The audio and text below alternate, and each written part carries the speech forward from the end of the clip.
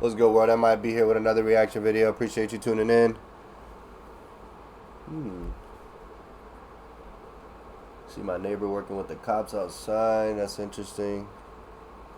Back with another reaction video. Appreciate y'all tuning in. If you're new here, hit the subscribe button. If you ain't new here, get somebody else to subscribe. Maybe get the channel popping. I got pull up and pop you. You already know what the record is. You already know what the stressing is. We don't do the stressing here. We don't do the arguing here. We don't do the fighting here. We just do the reacting. Appreciate y'all. Let's jump straight into it. Oh shit, hold on. Because honestly, I didn't even know I was reacting to this one yet. And, alright. Let's get straight to it. Who shot your mom? Yeah. Okay, the little boy shot his mom. I have the little boy here down at my house. His mom got there, he shot his mom with a 22. Joey, what's your last name? It's Joey McVeigh. Hi. Hello. A little bit up.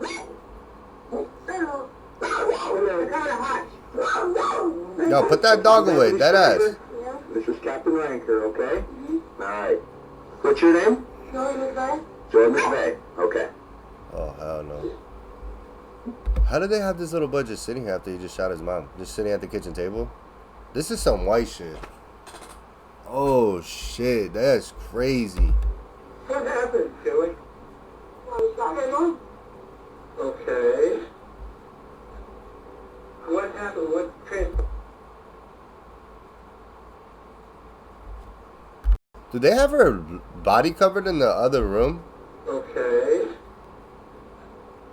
What happened? What transpired? Bro, what the fuck type white shit is this? I heard every day you're making me so mad. Okay. How old are you? 10? Okay. These are the moments after a Oh, shit. 10-year-old boy's life changed forever. He just admitted to shooting his own flesh and blood in a fit of rage. Caught in the throes of this earth-shattering moment, young Joey McVeigh is clearly still in shock. So where did you get the gun from? Your room? Yeah. Okay. What kind of gun did you have? A 22? Rifle, handgun, or what? Okay. He just had a 22 in his room. Laying back on your bed? Yeah. Okay. So what did Mom do to you to go and upset you so bad? Lord, he's every day. He's every all different stuff. I'm Grandma McVeigh. And Debbie And the cop just kneeled down next to him? was on the phone The mom is shot in the other room. talking to me just prior to this. And I don't know, she was sending the DR and saying all this to him. And then I heard so much screaming going on. The screaming she heard could have been the argument that led to this unlikely scene. It was a cold January night in 2011, not even 48 hours into the new year. 46-year-old Deborah wanted Joey to get some firewood from outside. That was the mundane task that somehow She wanted her son to go get firewood and she caught that fire. That's crazy. escalated into a fiery argument. Unhinged, Joey said he was tired of the fighting. He went into his room, retrieved a firearm, and came back into the living room. His sister Shauna begged him not to shoot their mother, but it was too late. Joey had made up his mind This is a 10-year-old boy. You telling me you couldn't try to... 3 of y'all couldn't fight him? and shot Deborah in the head before leaving the house and alerting neighbors next door. In a panic, several of those neighbors dialed 911, calling Holmes County deputies to the scene. The neighbor kid just came down. I guess there's an emergency up at his house. And we had the cops up there and it's locked. 911, what is your emergency? A lady got shot and got here. This is already got the call, I'm not sure. Joey had recently been on Christmas break from school, spending a great deal of time with his best friend, a neighbor next door, away from this tiny rural home. To any healthy family, the story behind this end to Deborah's abbreviated life would be unfathomable. And soon, police will learn all the details, which go much deeper than the story implies at its surface. Okay, myself and you the five. I just feel like it's just not as... Like, bro, how do you just ask for firewood and your son goes and shoot you? There's no way. It's got to be deeper. A route with the suspect. You had 20 keys at secured the scene. I'll give you the address for that if you can just go ahead and log this. They scour the scene, marking the floors for DNA evidence. The area is sectioned off, and the questions on everyone's mind will be asked out loud. And this is what we need you to do.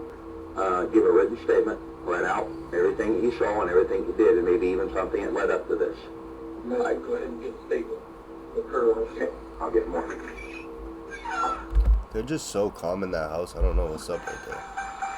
They gotta be a little town. This gotta be a small town. The answers to those questions would come in audio recordings, some of which you'll soon hear. Grandma McVeigh was there for one of those eerie sound bites with her grandson. You can hear the panic in Joey's voice as the reality of the situation unfolds. You telling me his fat ass couldn't grab the firewood right outside that door right there? That's the firewood right there. Panic in Joey's voice as the reality of the You're telling me that he couldn't just grab the firewood? situation unfolds. Are you alright, buddy? I mean, I know you're not okay, you know what I'm saying? But as much as to be expected, I guess. I just want to get a better feel on what happened and, you know, maybe why it happened. I told all the other people that asked me. Okay. I didn't know anyone else even asked you any questions. One of the cops or whatever asked me, but is there any way I could, like, how long do you think it would take until I could, like, be with her? Joey's primary concern, right off the bat, seemed to be leaving the house and living with his grandma. What's the, whatever, I can't even think what it's called, you know, like, what is it called? Where you're not, they're gonna take you? No. Yeah, he thought he was gonna do something and he was gonna go live with Grammy. The turning, or whatever, guy, like, helps you and stuff. Like, Yeah, that's okay. yeah. I don't know what to do. They can help you regardless of whether you talk to me or not. We don't expect you to know, Joey. How old are you? 10? You're 10 years old. You know, I'm not going to treat you like an adult, like you know everything. That's basically why we're taking longer to see if you want to sign this or not. What happened today in particular, why you got so mad? Like, she calls me lazy, and I hate when she calls me lazy, because I'm the only one that brings fire on it. Bro, you are lazy. Your fat ass didn't want to go get the fucking wood outside the back door, so you went inside and shot your mom.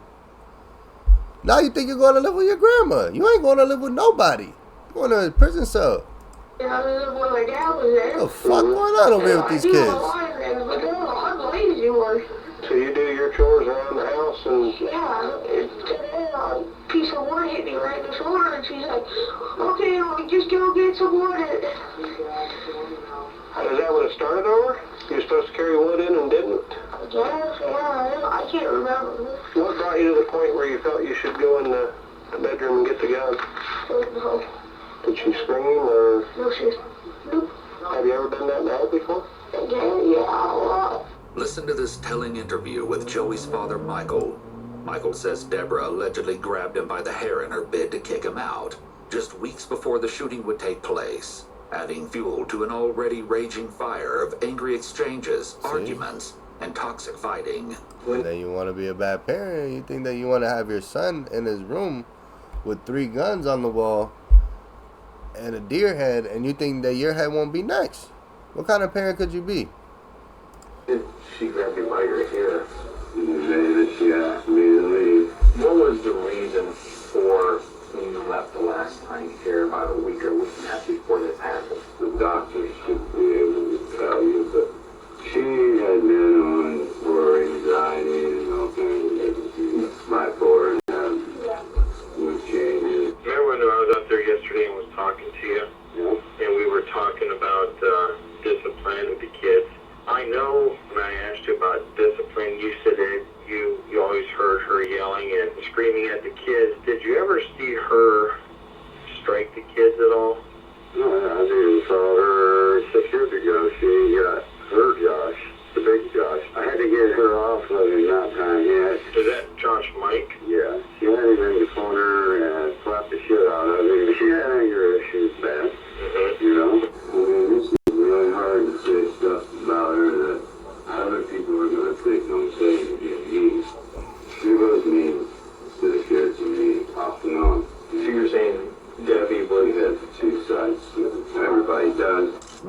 Joey had been spending a great deal of time with his friend Austin. I'd be a dad like that to say some dumb shit like that and have no rights, no custody, no help, no money, no nothing to support them. I want to say all that. In his bid to escape. My bad, I was just saying, because people don't understand how hard it'd be, and then you make it harder on them, and then you want to have the nerve.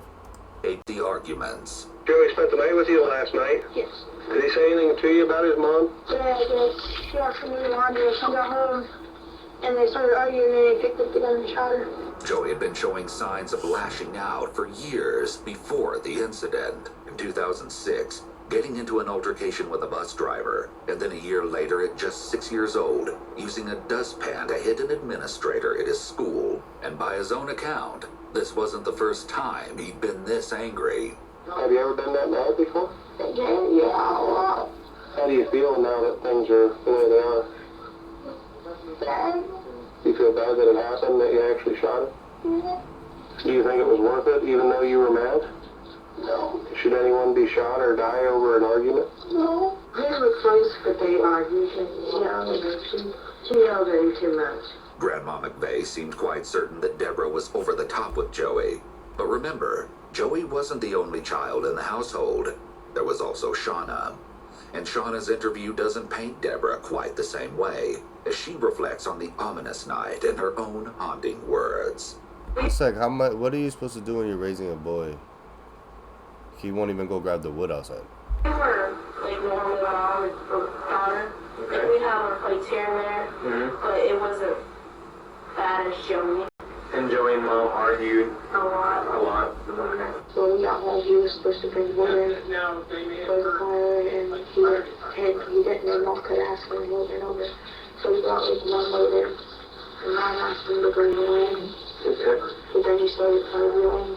When he shot her, she just like dropped her around, and she was like sort of sitting like on the couch. She was like leaning up against the arm, and then she just fell. And then he Comes to a point where like you're fighting with your kid, and you have to also tell them like we're not even fighting, like we're literally on the same team. Like, don't build up anger towards me. Like literally. at me. I told not to go out to check on Mom, and I went to put the gun down first, and he put it on the couch. I told the officer to put it in on his bed. No, he started on the couch unless he moved it, but I'm not sure. I checked Mom, and there was no pulse, and he was yelling and screaming and all like confused and stuff what happened. Did you feel that he was going to shoot you? Yes, because after he shot Mom, I was scared. When he looked at me, he looked like he was like evil, like the look in his eyes. When he looked at me, I was like scared. Okay. And that's not normal. Mm-mm. You don't normally see that in him every day or No. even every time he's mad. No.